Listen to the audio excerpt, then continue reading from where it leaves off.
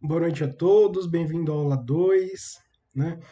Hoje nossa aula vai falar sobre o tamanho das partículas e da plasticidade dos solos. Então, quando a gente fala de tamanho de partícula, a gente imagina já os grãos separadamente, né? Não aquele montante como um todo, como a gente vê olho nu. E para a gente determinar o tamanho, existe aí alguns ensaios para, enfim, para a gente conseguir identificar, né? Bom, vamos lá. Então, aqui o diálogo aberto, ele fala sobre o que a gente já viu na aula passada, de intemperismo, é, a origem dos solos, né, o processo alterando a rocha, enfim, além do comportamento das argilominerais. Então, nessa sessão, iniciaremos o estudo abordando algumas características físicas do solo. Então, quando eu falo de característica física, é das propriedades físicas desse solo, as quais são muito importantes, por exemplo, o tamanho das partículas e a plasticidade desse solo. O tamanho relativo das partículas sólidas ou grãos, como a gente também pode chamar, define o que a gente pode chamar no contexto da sua textura também, a sua mediação, que é feita por meio de uma distribuição granulométrica. Então, quando eu estou falando de granulometria, eu estou falando do tamanho real dessas partículas. Já a plasticidade, ela representa a maior ou menor capacidade do solo ao ser moldado sem a mudança do volume e sobre determinada condição de umidade. Então, imagina que você tem ali alternação de volume, perdão, e aí, desculpa, você tem alteração de quantidade de água, mas você não tem alteração no volume. É uma capacidade dele de fazer essa absorção, preencher os vazios e depois ser drenado, né? Você sabe quais são as características mais importantes disso? Imagine que você está construindo uma obra de terra, por exemplo, uma barragem ou um aterro, por exemplo, ou mesmo uma edificação que terá como fundação um maciço de solo. E o ideal para qualquer projeto é que conheçamos todas ou a maioria das propriedades geotécnicas do solo. Então, tendo essa investigação, ela, entre aspas, é uma investigação cara, que tem um custo, entre aspas, elevado para sua determinação, mas existem alguns serviços que podem ser prestados, você pode contratar para sua construção civil, que eles já determinam por si só algumas propriedades fundamentais aí para os cálculos, né? Então, toda essa investigação minuciosa talvez não é tão necessário, dependendo do tipo de obra que você vai fazer. Por esse motivo, podemos utilizar algumas propriedades, como a granulometria e a plasticidade, entre outras propriedades do solo, para obter as propriedades menos complexas, que são as mais expedidas e de fácil determinação. Então, esse tipo de ensaio não são ensaios caros, você pode fazer para conhecer genericamente o seu solo, para determinar alguns tipos de obra naquele local. Essas propriedades atribuímos o nome de índices, então são os índices físicos do meu solo, né? Então percebeu que uma simples particularidade do solo pode ser determinante em uma obra, então dependendo do tamanho do grão, dependendo da sua plasticidade, você pode determinar o tipo de obra que você fazer naquele local. Assim como indicado no convite ao estudo, a empresa necessita elaborar um projeto de contenção para algumas encostas em solo residual, e nesses projetos é muito comum a necessidade da escavação e determinado volume de material, que no caso é o solo, para encontrar a solução na engenharia. Também é bastante comum que todos os materiais naturais removidos possam ser reaproveitados para outros propósitos. Afinal, você não vai tirar aquele solo daquele local in situ e de repente vai transportá-lo para um aterro, nada assim. Ele pode ter alguma destinação adequada também. E isso pode tornar a obra mais econômica, né? Sem necessidade de busca em jazidas do solo também. De repente, se você tem areias, você pode tratar essa areia e aí, de repente, colocar ela nos materiais também da sua construção civil. É óbvio que você não vai na praia pegar a areia da praia, né, e construir uma casa, se você não quer que ela caia. Mas alguns materiais também podem ser reaproveitados. Isso é uma forma mais sustentável de trabalho. Você diminui a compra de material que você teria, eventualmente, para aquele local, e você aproveita do local ali que você está fazendo a obra mesmo. Então, entre aspas, seria uma viabilidade econômica e ambiental ali bastante agradável. Mais uma vez, necessitamos conhecer algumas propriedades dos índices desses solos para que seja tomada uma decisão se você vai utilizar ou não. E aí a gente pode ver como isso ocorre na prática, né? Após entregar, um relatório técnico dos seus coordenadores, que propõe a utilização do próprio solo, no caso de uma porção madura, que deverá ser removida durante a contenção, aproveitada para estabilização de partes das baixas das encostas, inclusive da jazida, às obras de terraplanagem. O solo residual em questão é essencial argiloso e muito plástico, com 29% da fração fina, 9% da porção de argila, e o limite de liquidez pode variar de 20% a 10%, respectivamente. Então, você deve ponderar sobre essa alternativa e apresentar a sua sugestão com base nas argumentações técnicas aprendidas na sua vida acadêmica profissional, reforçando quais medidas características devem ser investigadas antes da tomada de decisões, para ajudá-los na explanação, e suponha que distintos resultados obtidos em ensaios de caracterização básica que apoiem ou não a decisão do seu coordenador, e lembre-se do seu nível de conhecimento que reflete a qualidade do profissional. E é muito importante que você compreenda conceitos sobre tamanho e forma dos grãos, textura e granulometria, e também é necessário que você pondere sobre o efeito da plasticidade dos solos e os índices que podem ser obtidos.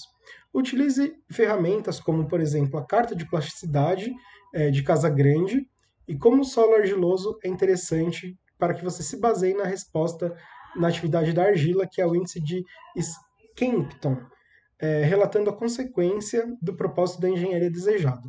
Então vamos praticar um pouquinho esse desafio. Aí a gente tem o conteúdo mais teórico, né? Então aqui na teoria, que não pode faltar, ele vai falar um pouquinho sobre ocorria um problema em um projeto de engenharia, né, foco da investigação, e era quase sempre na estrutura. E não nos materiais utilizados, como cimento, aço, ferro, etc. Quando existia alguma informação sobre os materiais naturais presentes como solos, as descrições eram limitadas e termos gerais como areia grossa ou só argila plástica, enfim, esses termos eram muito generalistas. E com o tempo, os profissionais observaram que esse tipo de abordagem era muito incompleto, tendo em vista que dois solos de localidades diferentes, classificados como areia fina, apresentavam propriedades físicas e mecânicas totalmente incompatíveis umas com as outras. E aí houve a necessidade, então, no desenvolvimento de métodos e critérios para distinguir diferentes tipos de solo de uma mesma categoria. E aí, por meio de ensaio de índices, de caracterização, enfim. Dentre essas propriedades índice, podemos citar o tamanho, a forma de distribuição granulométrica dos grãos, e vamos entender um pouquinho como são importantes para a engenharia. Então, a gente vai determinar algumas características físicas desse solo de maneira mais, não tão aprofundada, mas mais técnica, para a gente conseguir entender o comportamento de cada solo. Então, exemplificando, considere que os solos... Desculpa, considere dois solos. O primeiro possui grãos arredondados, de dimensões bem graduadas ou com pior distribuição granulométrica. A gente vai ver o que cada um significa. E o segundo possui grãos irregulares, angulosos, né, tem um travamento melhor, além de partículas de dimensões variadas, que têm o mal graduado ou com melhor distribuição granulométrica. Se construirmos uma edificação em cima de cada um, qual que você acha que responderia melhor aos esforços aplicados a esse carregamento? O solo que apresenta distribuição granulométrica e grãos mais angulosos, ele fornecerá essa maior resistência, porque você tem ali vários tipos de grão no mesmo solo, então eles têm um travamento entre si melhor, além da angulosidade de cada grão, né, que vai conseguir esse travamento melhor. Consequentemente, promove um maior atrito entre as partículas, e você percebe que uma característica fundamental para o nosso projeto. Então, naquele solo, quando a gente fala que ele tem uma heterogeneidade nas partículas, significa que ele tem tanto grãos finos, entre aspas, mais menores, você tem grãos intermediários, grãos maiores, e essa heterogeneidade promove ali um travamento até melhor das partículas. As características que exemplificamos não são facilmente observadas pelos métodos convencionais. Se tentarmos enxergar partículas que constituem um solo a olho nu, ou usando uma lupa, a gente não vai conseguir determinar. Mas seremos capazes apenas de visualizar tamanhos maiores que de 0,06 milímetros, que o nosso olho enxerga. Eu mesmo tenho problema de visão, talvez não consiga enxergar essa partícula, mas já é uma fração fina para ser observada, né? A observação apenas será possível se usarmos um microscópio, então dessa partícula mais fina. Porém, não conseguimos enxergar tamanhos inferiores a 0,002 milímetros.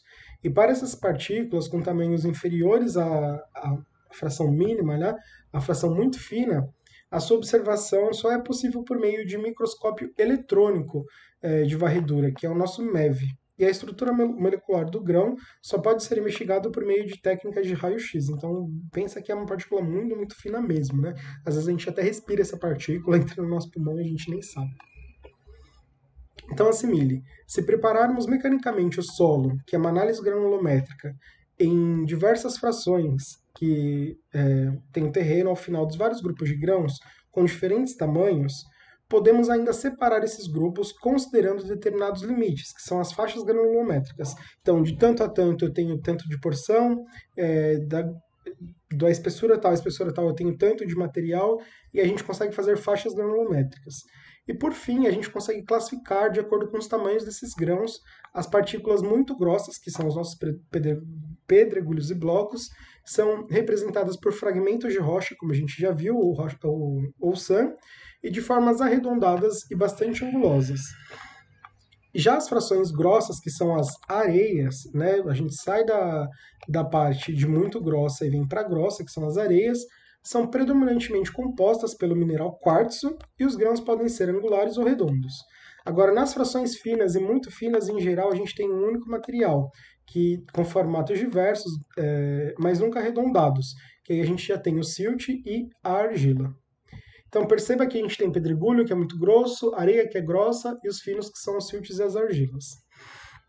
Perceba que sem métodos adequados de investigação, não seríamos capazes de quantificar as frações finas e muito finas presentes no solo. Então, se considerarmos as partículas geotécnicas dos solos, então estão quase sempre relacionadas às frações mais finas, ou muitos problemas de engenharia acontecem sem essa visão crítica na nossa parte. Felizmente, existem técnicas que possibilitam a caracterização dessas frações e podemos determinar o tamanho das partículas ou dos grãos e distribuí-los percentualmente em função das faixas granulométricas. Das técnicas mais diretas existentes, a separação de solo por peneiras, que a gente vai ver na figura 1.10. Para as frações muito grossas e por sedimentação, para frações finas a muito finas são mais utilizadas. Falaremos detalhadamente, colocaremos isso na prática na seção 1.3. Então aqui a gente tem a separação do solo por peneiras, né? Essa peneira vocês podem ver que a abertura da peneira é uma abertura bem grande, então ela tiraria mais os pedregulhos dessa situação, a olho nu a gente vê, e o material fino ele escorre dessa peneira, deixando só a porção do material mais granuloso, né? O produto de ambos ensaios é a curva granulométrica, que a gente vai ver na figura 1.11, que nada mais é que um gráfico semilogarítmico, cujo o eixo das abscissas apresenta o logaritmo do diâmetro das partículas e das ordenadas a porcentagem do peso, dos grãos menores que o tamanho correspondente das abscissas. Então aqui é um gráfico de curva granulométrica, isso cai muito em concurso, dessa daqui você tem que saber ler, né? Você tem a porcentagem que passa da peneira e o diâmetro das peneiras, né? O diâmetro dos grãos.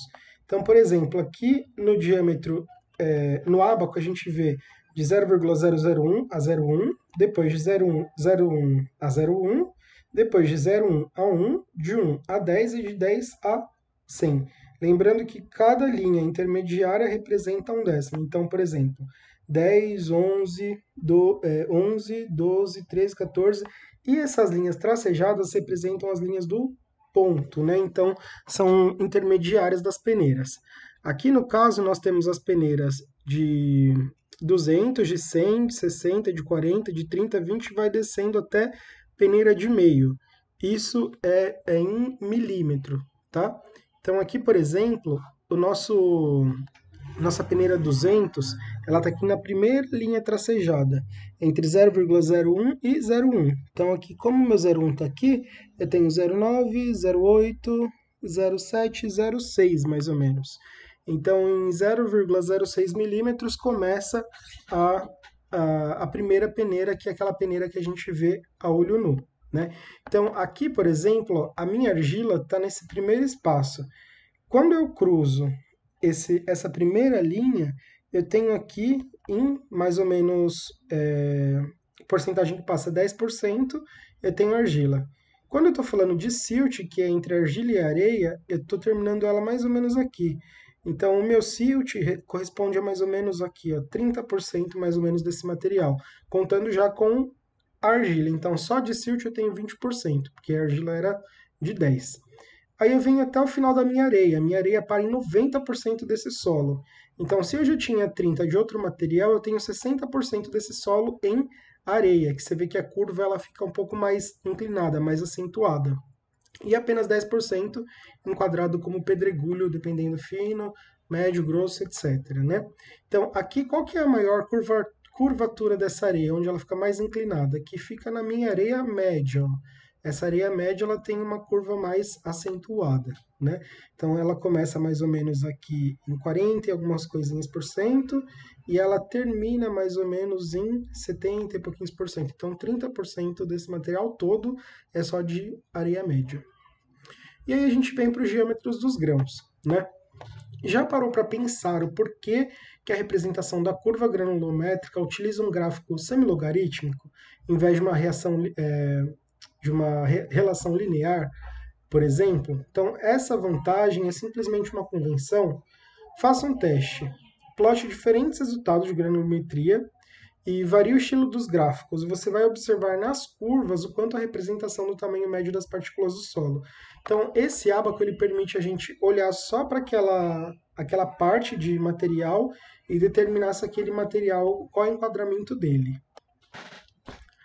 Então, imagine-se executando uma quantidade enorme de ensaios para caracterização e plotando todos esses resultados, né, de curvas granulométricas. Ia ser meio difícil para você organizar.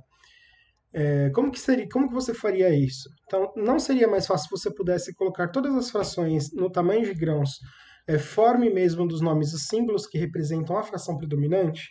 Então, assim surgiriam as classificações baseadas nas frações, definindo nomes conhecidos como argila, silt, areia e pedregulho, por faixa granulométrica, por faixa de tamanho de grão, que podem variar devido ao sistema de classificação adotado pela própria ABNT, pelo MIT, etc. Várias regulamentações. Vamos lá. Os solos também podem ser caracterizados em função da sua consistência, principalmente os solos siltosos e os argilosos. Em uma obra de engenharia, se o solo tiver seu estado natural alterado, ele pode perder ou ganhar umidade. Então vamos entender, por exemplo, como uma lama pode se tornar tão sólida se transformando em um vaso, que é o caso das nossas argilas, né? Imagine que o nosso solo argiloso saturado, ou seja, é completamente preenchido por água nos seus vazios, à medida que esse solo vai perdendo a umidade, a massa muda, né? Ela vem para o seu estado, sai do seu estado líquido para o seu estado plástico, que é onde você consegue deformar. Chegando por fim no seu estado sólido, quando você consegue chegar no mínimo da umidade possível. Parece mais simples, né? Então a gente olha aqui o vaso, né? No início ele era uma lama, e aí você vai tirando a umidade dele até na plasticidade, colocando a forma com que você quer, deixando ele plástico, e quando ele perde a umidade, ele fica num formato sólido e vira ali uma peça. A propriedade que define o comportamento nesses solos chama-se plasticidade, a qual representa a capacidade determinada de um solo ser moldado sem alteração no seu volume, sendo uma característica totalmente dependente do teor da umidade. Reflita, o teor de umidade crítico representa a umidade necessária para que ocorra a alteração de estado. Naturalmente, a mudança dos estados do solo não é abrupta, mas ela é gradual. Então, será que os ensaios para estimar os parâmetros de consistência seriam capazes de reproduzir esse fenômeno natural na prática de laboratório? Vamos compreender, então, como a variação da umidade no solo pode indicar parâmetros que representem a mudança entre os seus estados. A relação entre a quantidade de água em um solo e seus estados de consistência, ela pode ser adquirida como seus índices limites, né? Limites de Attenberg, obtidos na prática pela média dos resultados obtidos. O primeiro deles chama-se de limite de liquidez, que a gente vai chamar de LL, representado por um teor de umidade de um solo para que o mesmo se torne fluido. Então, o limite de liquidez é o limite para que ele se torne fluido, como uma lama bem líquida, por exemplo. Já o segundo, que é conhecido como limite de plasticidade, o nosso LP, ele representa o teor da umidade que caracteriza um solo no seu estado plástico, cuja redução do teor alteraria o seu estado para semissólido. Então é um limite de plasticidade. Quando um solo aparenta ser sólido, mas sofre variações de volume quando submetido à sua secagem. Então ali está o nosso limite de liquidez. E esses índices são muito importantes para a caracterização do estado do solo e, consequentemente, para o dimensionamento dos projetos. Mas e agora? O que esses índices podem indicar? Se subtrairmos o valor do limite de plasticidade, do limite de liquidez, que é encontrado pelo valor de limite de plasticidade, teremos o índice de plasticidade. Esse índice ele caracteriza o comportamento plástico ou não de um solo, por meio de um valor que é obtido dentro de uma faixa. Assim, o solo pode ser considerado como plástico se o índice de plasticidade for zero, ligeiramente plástico quando o índice de plasticidade varia de 0 a 5 e de plasticidade baixa quando ele varia de 5 a 10. Plasticidade média de 10 a 20 e plasticidade alta de 20 a 40. E quando o índice de plasticidade é muito alto, ele é maior que 40. Esse índice ainda pode ser relacionado com o limite de liquidez e indicar o comportamento do solo, conforme apresenta a carta de plasticidade do Casagrande, que é um método de ensaio, na figura 1.13. A carta de plasticidade do Casagrande ele permite caracterizar os solos finos a partir de um índice de plasticidade e do limite de liquidez, sendo que os solos de limite de liquidez maiores que 50% da linha B são muito compreensíveis, né? E os limites de liquidez abaixo de 40% têm baixa ou nenhuma. Os limites de menores que 20% de compressibilidade. Assim, a linha A situa-se nos solos das argilas inorgânicas, né, que é o nosso CH e o CI, mais plásticos e, abaixo, as argilas orgânicas e os siltes. Então, aqui nós temos a carta do Casagrande, de plasticidade do Casagrande, o limite de liquidez e o limite de plasticidade numa relação de um para outro. Né? A gente tem aqui no início a linha A e a linha B, e como a gente pode ver, a gente tem os tipos de solo classificado em cada lugar. Exemplificando, uma maneira prática de compreender a mudança do estado dos solos na natureza é simulando um experimento muito simples. Então a gente pega uma garrafa de vidro transparente, coloca dentro de uma determinada quantidade de água e essa quantidade maior de solo. Agite, né, esse solo com a água por um tempo e deixe a garrafa destampada em repouso, para que possa evaporar um pouco de água caso necessário. Nesse primeiro solo, será semelhante a uma lama e não será possível separá-lo da água, porque ele vai estar bem agitado, bem misturado com a água. Então aguarde um dia e observe novamente. Você notará que no fundo da garrafa uma boa parte do solo está concentrada e acima uma boa parte da água. De cor pouco transparente devido à presença de partículas muito finas que a olho nu a gente não enxerga, mas elas acabam dando coloração para aquela água. Então tem uma separação. Esta situação representa justamente a sedimentação da figura 1.14, na qual as partículas mais pesadas ficam no fundo, que são os pedregulhos, seguidas pelas areias e os siltes, então elas meio que se posicionam de uma forma assim, da maior para menor, e com o tempo a água voltará a ser transparente. Mas considerando que você deixou a garrafa destampada, a evaporação atua simultaneamente. Passado mais alguns dias, a parcela de água acima do solo ela desaparecerá, porque essa água vai evaporar. Porém, ele ainda está presente nos espaços com vazios existentes entre os grãos. Então, aquela água que estava saturando o solo, ela evapora e fica vazios entre os grãos. Chegará um momento que o solo poderá ser manipulado ou amassado de uma forma plástica E se a perda da umidade for elevada, você notará que o solo ficará com uma consistência bastante rígida, que já é um estado mais sólido. Que tal simularmos, por exemplo, nas condições de solos tão comuns em locais de projeto de engenharia? Então, aqui a gente tem esses ensaios feitos em laboratório. Aqui você pode analisar o volume de água que vai evaporar, o volume que deixa de evaporar, o tempo, você pode fazer um por dia e perceber o quanto essa água vai ficando transparente, porque as partículas mais finas elas vão se locando logo abaixo da água, enfim, até essa água totalmente evaporada. Além do estado de consistência, né, imagina que se você fizesse isso aquecendo, por exemplo, imagina que você não teria o resultado correto, porque você ia fazer isso de uma forma muito abrupta e pouco gradual. Então, você teria ali um erro no seu laboratório. Então, além do estado de consistência, podemos compreender também a atividade dos solos, você sabia? Então, o índice de atividade, que é o nosso IA, também conhecido como índice de Skempton, que fornece uma indicação importante sobre a mineralogia da fração argilosa. E você lembra na seção 1.1 que falamos sobre as argilas minerais, em especial aquelas que possuem a capacidade de expansão ou contração pela variação da umidade? O IA, que é o nosso índice de atividade, é a primeira estimativa caso os locais de interesse para a engenharia possuam ou não influência ou gerem problemas geotécnicos decorrentes desses minerais, por meio de uma relação do índice de plasticidade, que é a porcentagem de argila, podendo dizer se a atividade determinada do solo será baixa, média ou alta, tendo esse A variando entre menos que 0,7, 0,7 a 1,5 e maior que 1,5. Então, tem uma dica também. Existem outros índices que foram definidos pelos profissionais que trabalham na prática da mecânica dos solos, e um índice interessante é o índice de consistência, né? Sendo a capacidade do solo de resistir aos esforços de compressão em função da sua umidade. Também podemos mencionar o índice reativo da plasticidade, indicando o estado de consistência do solo no estado plástico.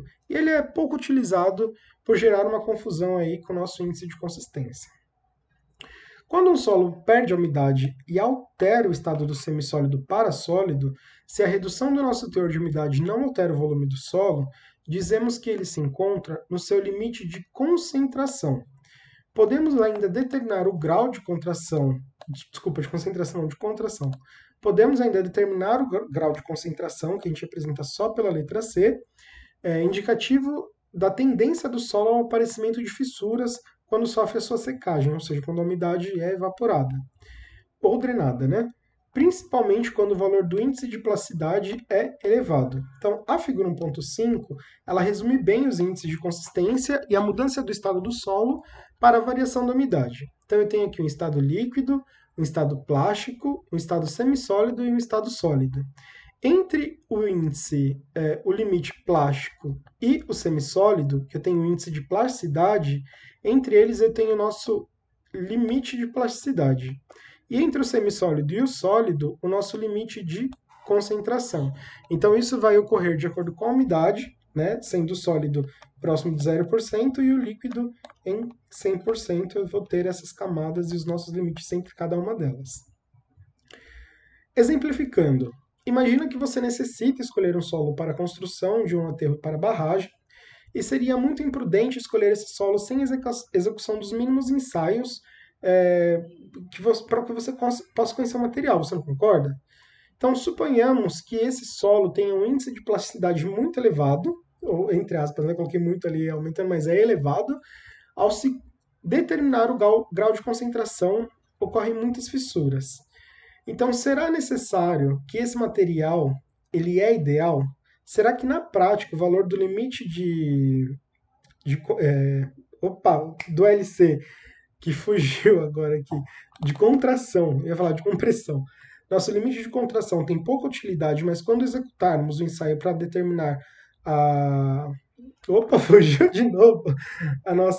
Nosso grau de contração, né, que é o nosso C, podemos ter uma ideia do comportamento de determinado solo. E isso, consequentemente, evita muitos problemas. Ou acidentes geotécnicos, deixa que eles não ocorram, ou fissuras provenientes da secagem do maciço do solo, enfim. Né? Então, você percebe como algumas decisões da engenharia elas podem ser previamente avaliadas por meio de propriedades e índices, um mesmo solo pode apresentar maior resistência ou menor deformação em função da sua composição granulométrica, ou seja, das partículas que compõem aquele solo, e do seu estado de consistência.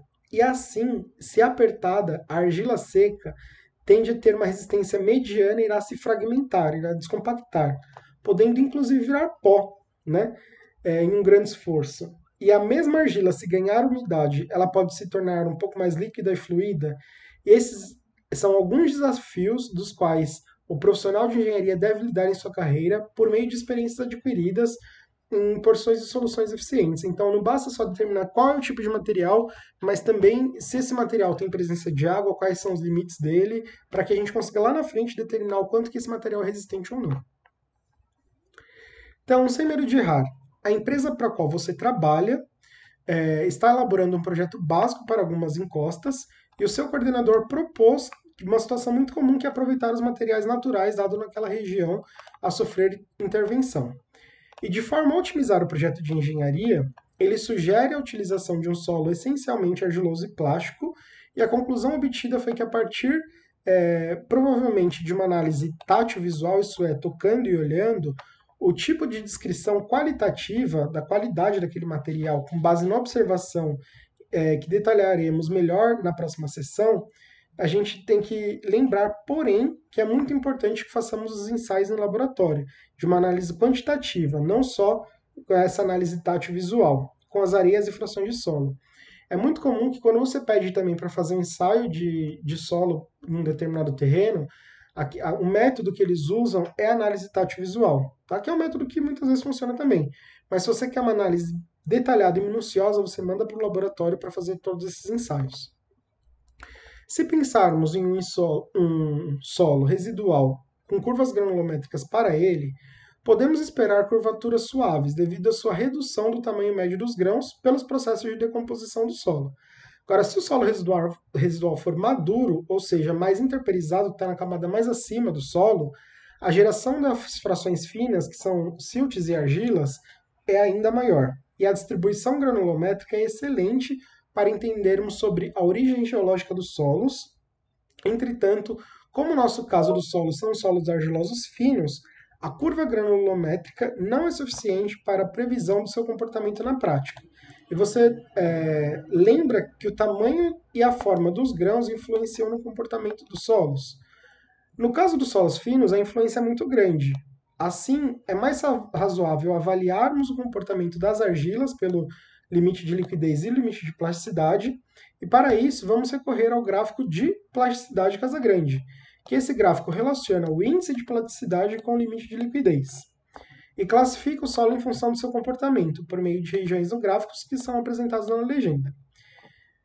Considerando que o solo residual é argiloso, né, podemos deduzir que sua resistência quanto a seco, situado acima da linha A, aumenta caso das amostras apresentem um limite de liquidez inferior a 30. E essa resistência pode ser elevada a muito elevada por amostras com limite de liquidez superiores a 100. Da mesma forma, podemos supor que a situação oposta, se a linha apresenta determinado horizonte de solo está situado muito abaixo da linha a resistência do solo seco, que é o limite de liquidez menor que 50, será muito baixa, somente chegará a aumentar se o solo argiloso apresentar o limite de liquidez de ordem de 100%. Essas interpretações indicam que a resistência seca dos solos inorgânicos e de mesmo solo de limite de liquidez aumenta de forma geral com o índice de plasticidade.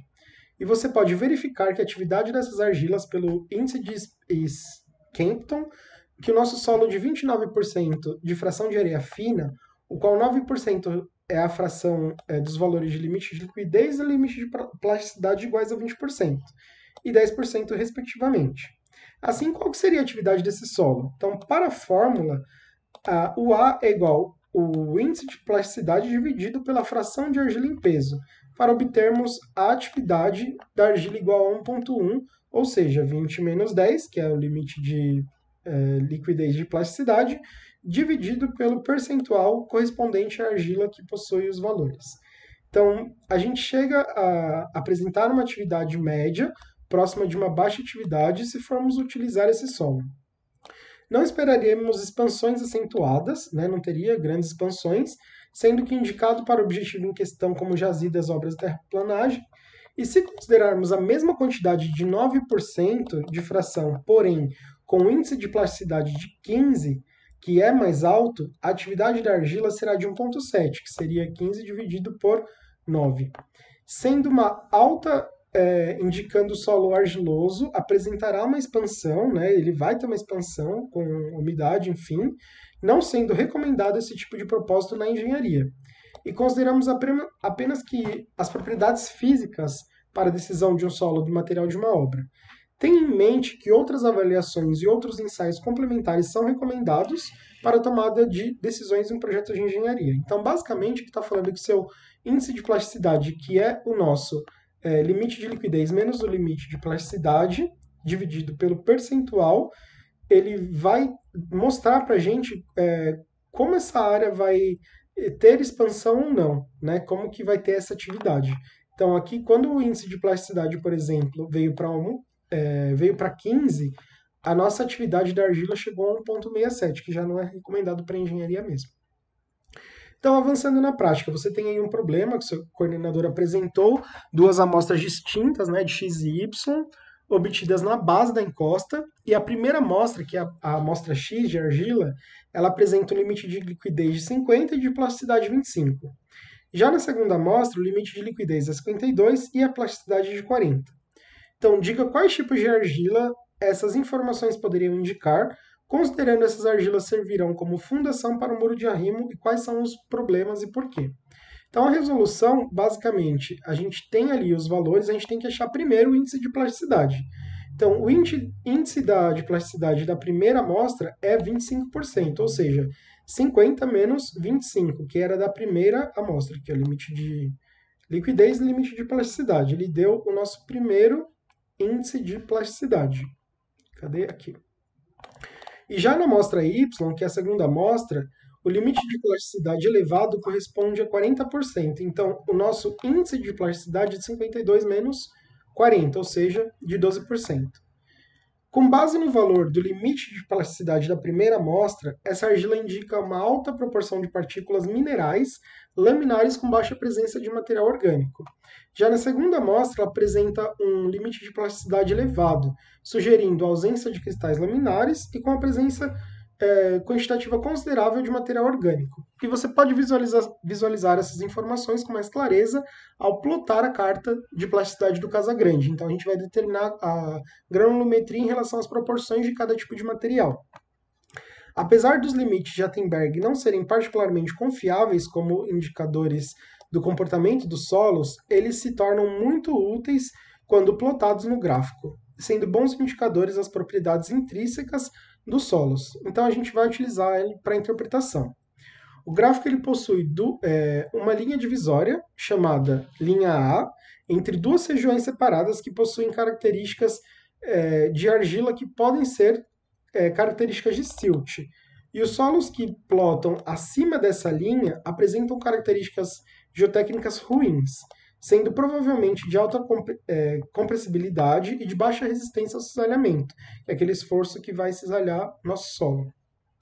Podendo ainda exibir contração e expansão em função da variação da umidade, como no caso do nosso solo X. Já os solos plotados abaixo dessa linha, né, da linha A, são os materiais de ótima característica geotécnica, como no caso do solo Y, que a linha do gráfico torna-o dependente do valor do limite de liquidez, ou seja, os solos com esses valores de índice mais elevados são menos indicados para fins de engenharia, e já no solo Y, um pouco além dessa linha, com base nos argumentos apresentados, podemos dizer que ambos os solos apresentam problemas para a engenharia e necessitam de tratamento para melhorar essas características. Então, quando você joga isso no gráfico, você já tem ali uma diferenciação dos dois, mas ambos são solos que não são bons para engenharia. Agora, a minha recomendação é faça valer a pena, que está aqui no final dessa unidade. Esses exercícios eles podem conter aí algumas dicas aí para a prova, né, para vocês treinarem para avaliação e também de algumas atividades futuras, né? Então, essa foi a aula 2, né, da unidade 1, que a gente vê a granulometria e o índice de plasticidade, como eles se relacionam com o solo, e eu espero que vocês tenham conseguido compreender e absorver todo esse conteúdo, né? Então, de qualquer forma, também tem apostila no AVA, tem esses exercícios para vocês treinarem, tem o pré e o pós-aula que vocês devem fazer, e eu desejo uma boa semana a todos e até a aula 3 a gente se encontra presencialmente. Um abraço, tchau, tchau.